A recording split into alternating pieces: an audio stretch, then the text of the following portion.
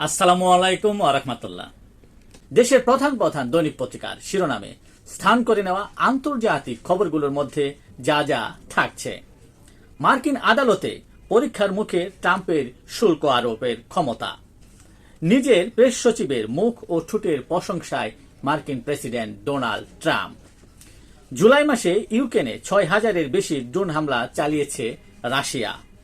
ফিলিস্তিন রাষ্ট্র না হওয়া পর্যন্ত নিরস্ত্রীকরণ প্রস্তাবের প্রত্যাখ্যান করল হামাস।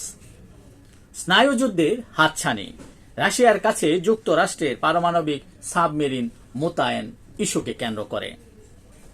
ট্রাম্পের শুল্ক কোন পথে বিশ্ব বাণিজ্য, এই নিয়ে চুলচেরা বিশ্লেষণধর্মী প্রতিবেদন ছাপিয়েছে দৈনিক ইত্তেফাক।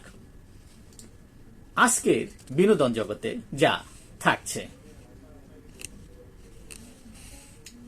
এই ছিল দেশের প্রধান প্রধান দৈনিক পত্রিকার শিরোনামে স্থান করে নেওয়া গুরুত্বপূর্ণ খবরগুলো জানিয়ে এতক্ষণ আপনাদের মাঝে উপস্থিত ছিলাম। আশা করি আপনাদের ভালোই লেগেছে। আজকের মতো এখানেই, আবারও দেখা হবে আগামীকাল জাতীয় দৈনিক পত্রিকার আলোচিত সংবাদগুলো নিয়ে। সে পর্যন্ত অবশ্যই ভালো থাকবেন, সুস্থ থাকবেন। আসসালামু আলাইকুম ওয়া রাহমাতুল্লাহ।